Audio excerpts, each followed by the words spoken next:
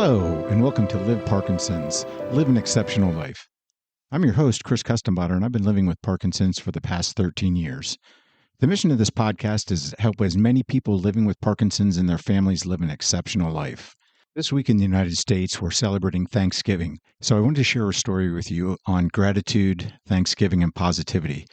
So the topic of this podcast is called Gratitude, a powerful story of Thanksgiving and positivity. And it's about my friend Scott Conkle, who's been my friend for the past 50 years. In fact, we met in middle school. And it's a rare thing these days to have a friend that's been around for 50 years. So we're great friends, both with Scott and his family. In fact, Scott is one of the heroes I talk about in my book, Spectacular Life, 4 Strategies for Living with Parkinson's Disease, My Journey to Happiness, which is available on Amazon. But I talk about Scott as being one of my heroes. Scott has a genetic condition called atrial fibrillation, where his heart beats faster than it should and beats out of rhythm. And some of the complications of having this condition is it can cause people to have strokes.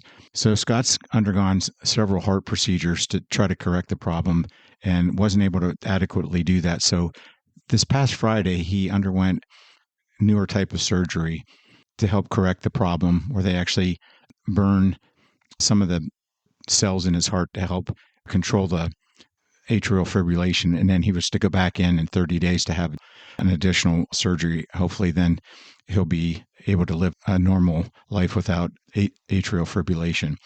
So on Friday, Scott had the surgery. And when he came out of the surgery, he was having a little trouble breathing. So he wore a mask where they provided oxygen through the mask so he could sleep well that evening. And the next day, Saturday, they were going to take the mask off and give him oxygen through nasal pillows to help him breathe, and then eventually wean him off the oxygen so that he could go home after another day or so. Unfortunately, on Saturday, when they tried to take the mask off, he was still having some difficulty breathing. And after several attempts, they decided to wait until Sunday. And so there was several issues that critical care doctor talked about to try to correct the problem and to get Scott off of the wearing the mask and then be able to breathe on his own again and hopefully overcome the breathing issue. So I went and visited with Lisa, his wife, and then we went to the hospital to visit Scott. And, for those that know me, I'm a little bit of a clown and I like to joke around and especially have fun with Scott. And so it's not fun being a patient in the hospital, and it's not any fun as well if you're having issues. So I decided to try to cheer Scott up, and I talked about positivity and, positivity ladder and pushing negative energy out of the way and embracing things. And then the other thing we looked at is talked about how things were going. We talked about his family and kids and talked about going home for Thanksgiving.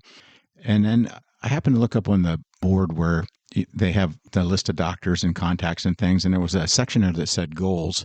And I said to Scott, let's try to have some goals because we want to get you off of the mask.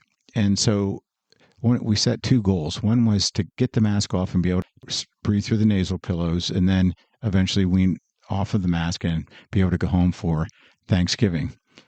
So when the 2 nurses came in, great nurses, they were caring, great sense of humor, great bedside manner. And I said to the nurses, Scott set 2 goals, ask them what they are. And Scott told them again what they were, that he wanted to be able to get the mask off and breathe on his own and be able to go home. And so they said, well, why don't we sit you up in the chair and see how you do? So we got Scott out of the bed and he was able to walk around for a little bit. And the nurses said, hey, wow, your oxygen, your pulse, and your blood pressure are very good. Let's talk to the doctor and see if we can try to take the mask off and see how you do. And Scott agreed, but we could tell he was a little bit apprehensive, and which is common. I mean, we would all be anxious if we were in the situation Scott was in, where you've had some difficulty breathing and the mask is helping you breathe. So to help alleviate the anxiety, we talked about, Scott going home for Christmas. We talked about focusing and talked about positivity, focusing on having a nice, calm mental state, breathing, imagining yourself being able to breathe, thinking positive thoughts, and just helping to calm his body down so that when they did take the mask off, he would be able to hopefully breathe on his own. So when the time came, they took the mask off, and I noticed that Scott was being his friend for a long time. I noticed that he was getting a little anxious. So they took the mask off and put the nose pillows on with some oxygen, and Scott began to breathe, and he was doing really well. And what we reinforced was, Scott, your pulse looks good, your oxygen level is awesome, and we kept reinforcing what a great job he was doing. And you could see he began to relax, and he was doing a great job breathing. But the more we reinforce the positive of, your oxygen levels look great, your kids are going to be so proud of you, you're going to be able to go home for Thanksgiving and eat Thanksgiving dinner with your family, and able to focus on just everything positive in his life. He was able to calm down, and his breathing he was able to successfully breathe through the nose pillows and didn't have to return to the mask. And then Scott's a fire chief at the local volunteer fire department. And one of the paramedics that went through paramedic school at Scott's station stopped in to visit. And just at the particular time, Scott got his mask off as well. And we all began just to talk about different things. And pretty soon we noticed Scott was really relaxed and breathing on his own. And it was just such a great feeling to see someone that had struggles, but was able to use a positive attitude, set goals, and be able to achieve his first goal of getting the mask off. Scott's son, Josh, stopped in later in the evening, and his wife, Lisa, and then his daughter, Janelle, called in on the phone, and Scott was able to eat dinner for the first time in almost 3 days, 2.5 days. I called him and talked to him and his son, Josh, and Scott was enjoying some meatloaf and some fruit. So it was just a great feeling in my heart to be able to see your best friend that was having some struggles and able to overcome those struggles and just overcome the challenges and succeed in his goal.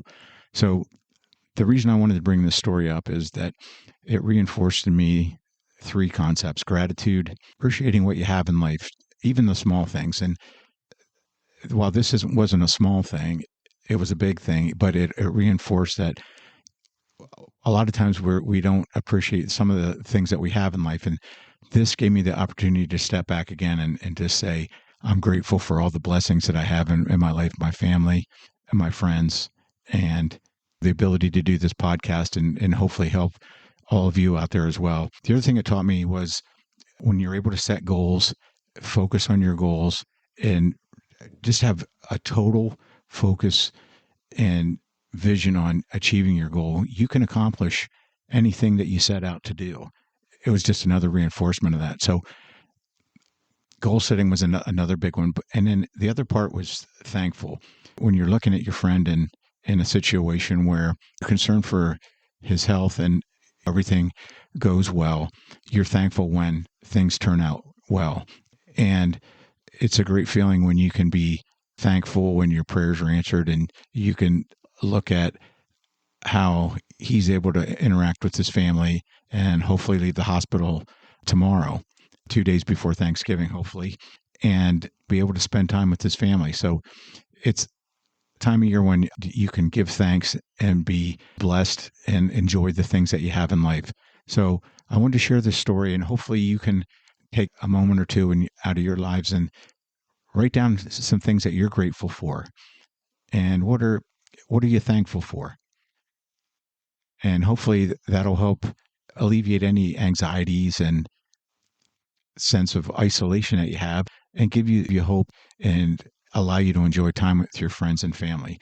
So I want to wish everybody a happy Thanksgiving, and I want to thank you for being a listener. I'm grateful for everybody, and thankful that people are tuning into the podcast, and hopefully I'm able to help people live a great quality of life.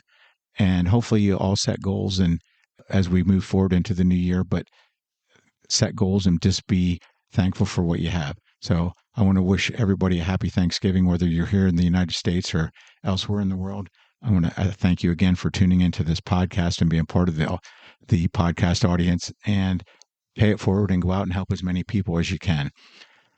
So as I close, I would ask that you would visit my website, liveparkinsons.com, and sign up for the free newsletter, because I try to provide a lot of helpful information in there that can help you live a great quality of life.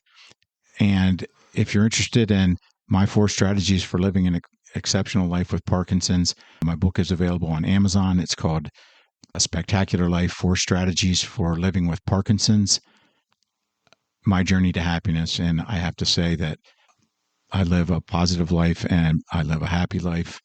And Parkinson's is along for the ride. It's not, I have Parkinson's, but it's not who I am. And I hope you look at it that way as well.